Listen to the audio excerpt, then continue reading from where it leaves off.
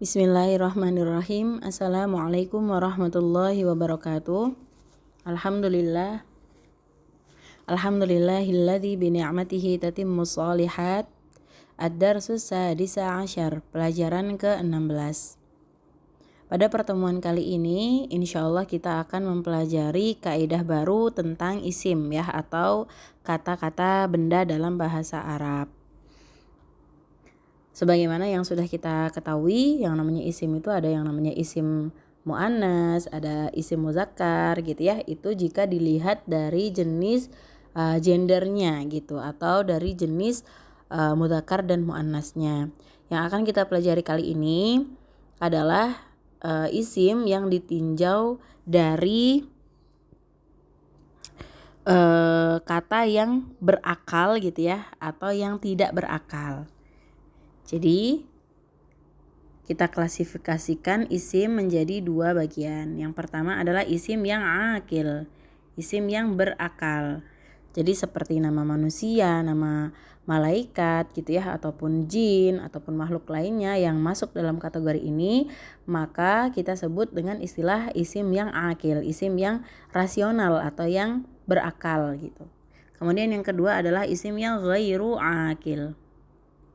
Ghairu akil berarti artinya yang tidak berakal, seperti binatang-binatang ataupun nama-nama benda gitu ya, pohon, barang-barang, perabotan, semuanya gitu ya, peralatan-peralatan itu masuknya ke isim ghairu akil. Nanti akan ada ketentuan, di antaranya isim yang akil dan ghairu akil ini ketika kondisinya dia sebagai mufrad gitu ya, kata tunggal yang bermakna satu, maka dia tidak ada perbedaan gitu ya, tidak ada perbedaan. Kalau misalkan akil berarti seperti pelajar gitu ya, hadza talibun gitu ya, atau ghairu akil misalkan seperti buku, berarti hadza kitabun, tidak ada perbedaan untuk kita menghukuminya sebagai muannas atau mudzakkar gitu, tidak ada perbedaan sama sekali.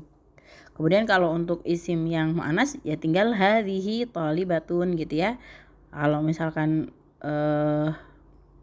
yang muannas yang lainnya berarti yang ghairu akil berarti hadhihi qurrasatun gitu. Jadi intinya ketika dia mufrad atau tunggal itu tidak ada perbedaan yang penting gitu ya. Tetapi jika dia dalam kondisi jamak gitu ya, bermakna lebih dari dua gitu ya, bisa 3 ataupun lebih, maka nanti di sini akan ada perbedaan. Contohnya yang akil dulu ya, yang akil perbedaannya ketika dia mufrad, misalnya hadza talibun, huwa shaghirun. Sebagaimana yang kita tahu, talibun ini satu dan mudzakkar, maka menggunakan hadza. Kemudian huwa gitu ya. Hadza talibun huwa shaghirun. Ini adalah pelajar, seorang pelajar, dia kecil gitu ya. Tetapi ketika dia jamak, ya kita hukumi sama dengan isim jamak yang lain gitu. Misalkan haulai tullabun hum shigharun gitu ya. Ini kalau misalkan untuk isim yang akil ini normal. Hadza talibun huwa shaghirun. Haulai tullabun hum shigharun. Untuk yang ghairu akil nanti akan ada perbedaan. Yang ghairu akil ketika dia mufrad seperti yang Ana bilang tadi ya. Ketika mufrad itu tidak ada perbedaan sama sekali. Contohnya hadza kitabun, huwa tetap menggunakan huwa. Shaghirun misalkan. Hadza kitabun huwa shaghirun, ini adalah kitab. Dia adalah kecil gitu ya. Dia kitab yang kecil, maksudnya seperti itu. Kemudian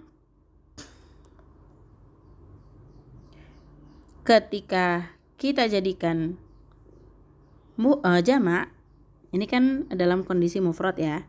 Ini dalam kondisi mufrad. Ketika kita jadikan jamak,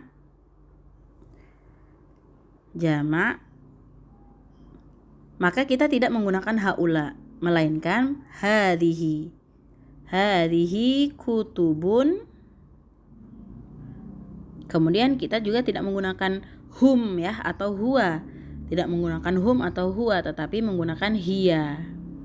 Hiya saghiratun. Seperti itu. Jadi yang isim ghairu akil ketika dia jamak gitu ya, ghairu akil, isim ghairu akil ketika jamak maka dihukumi sebagaimana isim muannas mufrad. Isim muannas mufrad. Seperti itu. Kemudian dalam fiil juga sama. Misalnya kita akan membuat anak para pelajar itu gitu ya, para pelajar itu keluar, maka kita menggunakan fiilnya at-tullabu kharaju. Tetapi ketika kita menggunakan jamak yang ghairu akil, contohnya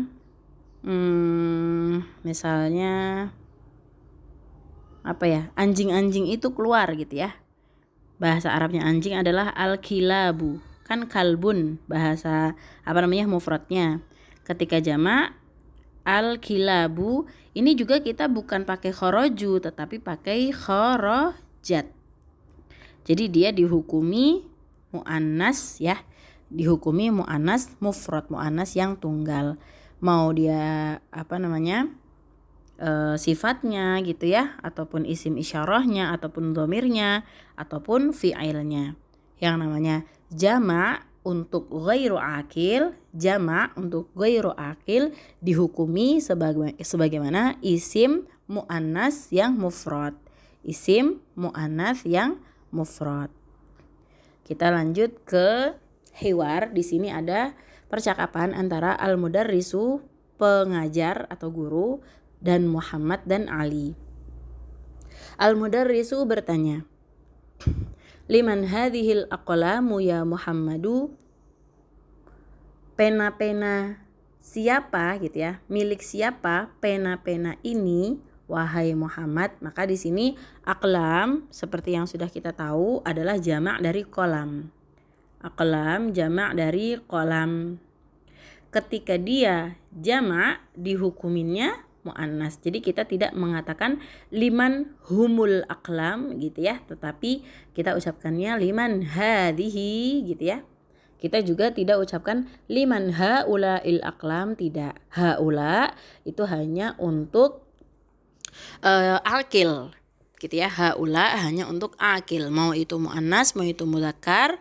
Haula hanya diperuntukkan untuk akil. Maka ketika dia ghairu akil, tidak berakal, kita kembalikan hukumnya sebagaimana isim muannas yang mufrad, yaitu hadhihi. Liman hadhil aqlamu ya Muhammad?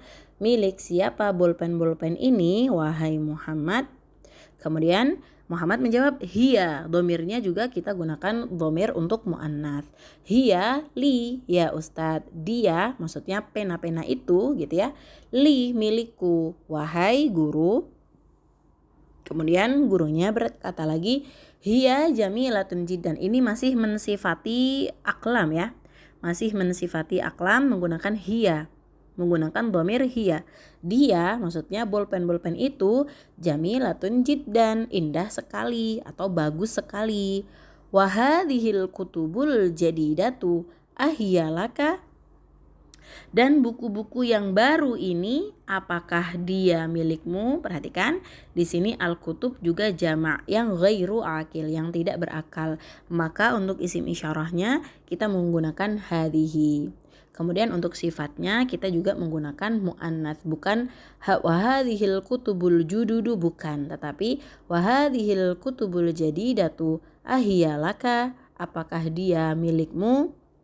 Muhammad menjawab, la hiya li Hamidin, tidak, dia di sini maksudnya adalah buku-buku itu gitu ya, li Hamidin, milik Hamid. Aina dafatirukum ya ikhwanu, di mana buku-buku tulis. Dafatir itu jamak dari daftarun, daftarun dafatiru. Di mana buku-buku tulis kalian, wahai saudara-saudara. Hiya, perhatikan di sini juga dia menggunakan hiya lagi karena dafatir jamak ya. Jamak yang tidak berakal, jamak atau isim ghairu akil, jamak ghairu akil.